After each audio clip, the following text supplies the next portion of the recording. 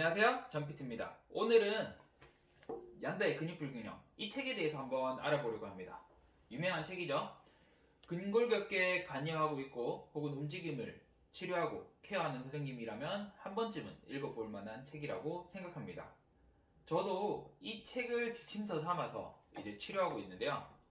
이 책에서 나오는 내용들을 더 세분화해서 공부하기도 하고 혹은 그거에 대한 관련 세미나를 직접적으로 듣기도 합니다. 이 양다 불균형 책에서는 크게 이러한 내용들이 나옵니다.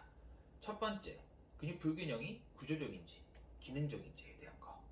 두 번째, 센소리 모터 시스템. 센소리 모터 시스템이라고 하면 센소리가 인풋되고 그리고 들어와서 뇌에서 처리돼서 아웃풋되고 이러한 내용들의 이론인데요. 얀다의 핵심 이론입니다.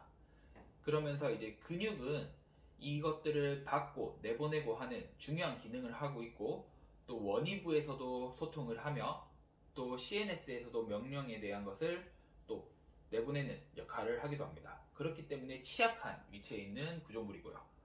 또 세 번째는 체인에 대한 내용들이 나옵니다. 체인 리액션에 대해서 나오는데요. 크게는 세 가지, 조금 더 세분화하면 8가지 체인에 대해서 나옵니다. 그리고 마지막으로는 이제 패턴에 대해서 나오는데요. 얀다는 뭐 어퍼 크로스 신드롬, 로우 크로스 신드롬, 그리고 레이어 신드롬 이런 식으로 패턴에 대해서 좀 분리해서 나눠놓기도 하고 이런 것들을 테스트하는 방법도 책에 좀 다루고 있습니다. 이러한 방법들 어떻게 하는지 한번 1장부터 알아보러 가보실게요.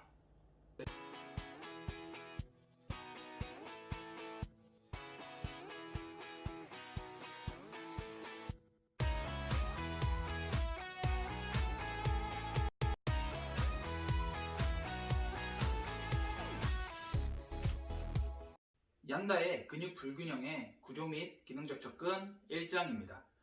이제 얀다는 이제 근골격계 문제를 구조적인 측면만 보진 않고 기능적인 측면까지 고려해서 이제 보았습니다. 우리가 전통적인 구조적인 방법에서 치료하는 것은 해부학적, 생체역학적에 고려해서 엑스레이나 MRI를 보고 병리학을 판단하였습니다. 그러나 이런 구조적인 어떤 문제점들인 혹은 이 접근법들은 실패로 남을 경우도 많습니다. 저도 예전에 전연차 때는 이 구조적인 접근법에 따라서 엑스레이를 보고 혹은 생체역학적으로 이 근육은 타이트하겠구나, 이 근육은 강화해야 되겠구나 이렇게 접근했을 때가 있었습니다.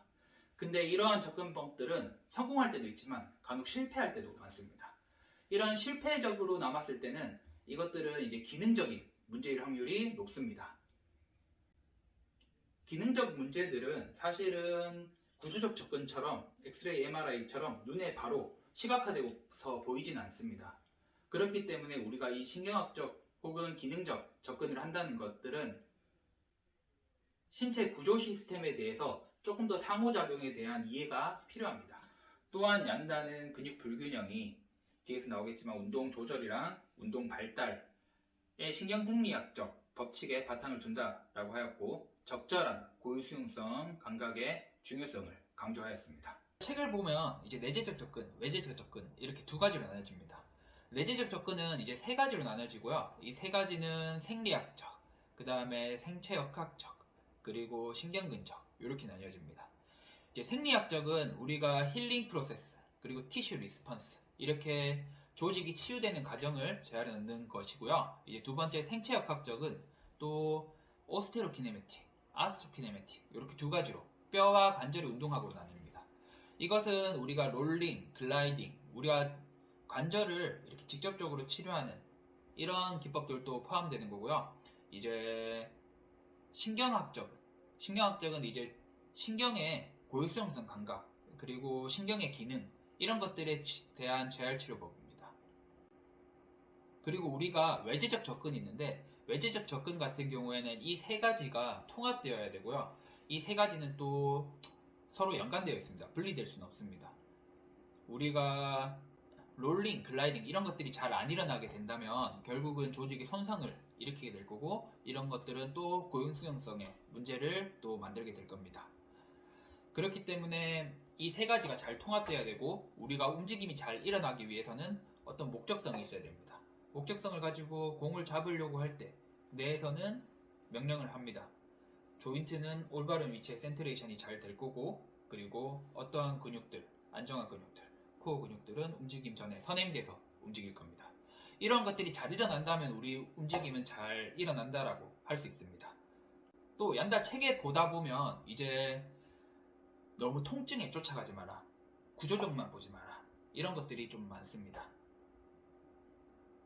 우리는 통증에 쫓아가서 이 부분만 치료하기보다는 이 통증의 원인이 어딘지를 찾고 그 원인들을 좀 해결할 수 있는 방향으로 치료한다면 조금 더 좋은 방향으로, 조금 더 이상적으로 치료할 수 있지 않을까 합니다.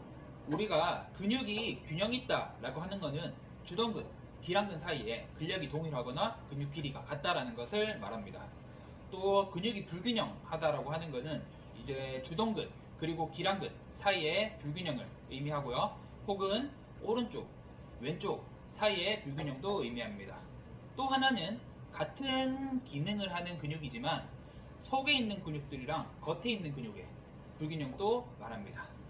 또 한 가지는 조금 더 뒤편에 나오는 내용이긴 하지만 신경학적으로 굴곡하는 패턴 그리고 신전하는 패턴 사이의 불균형도 의미합니다. 우리가 타고나는 거는 굴곡적인 패턴을 타고나지만 신경학적으로 발달하고 뇌가 성숙함에 따라서 이제 신전 근육들이 항중력하는 근육들이 발달되기 시작합니다.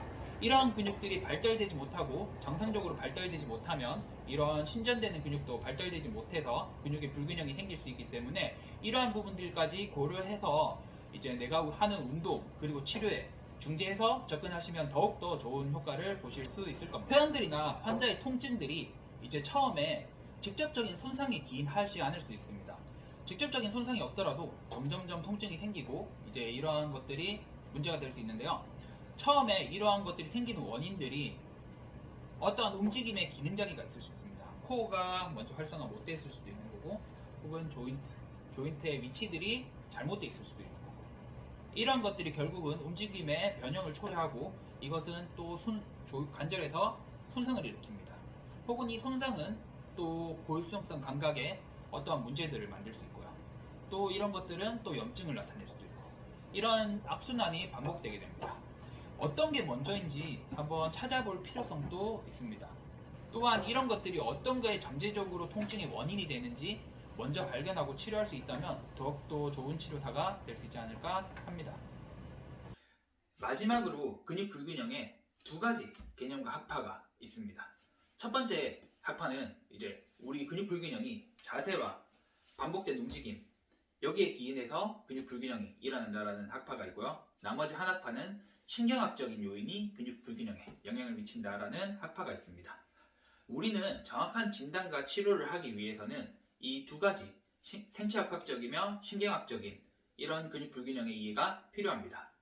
사실 1장은 이 얀다의 모든 내용들을 좀 함축해서 요약되어 있습니다. 제가 생각하는 핵심은 2장, 3장 이 두 가지 파트가 좀 더 핵심적인 부분이며 앞으로 이 부분 대해서 어떻게 기능적인 접근을 할 거며 어떻게 신경학적으로 프로세싱 되고 어떻게 인풋, 아웃풋 되는지 조금 더 디테일하게 한번 알아보겠습니다.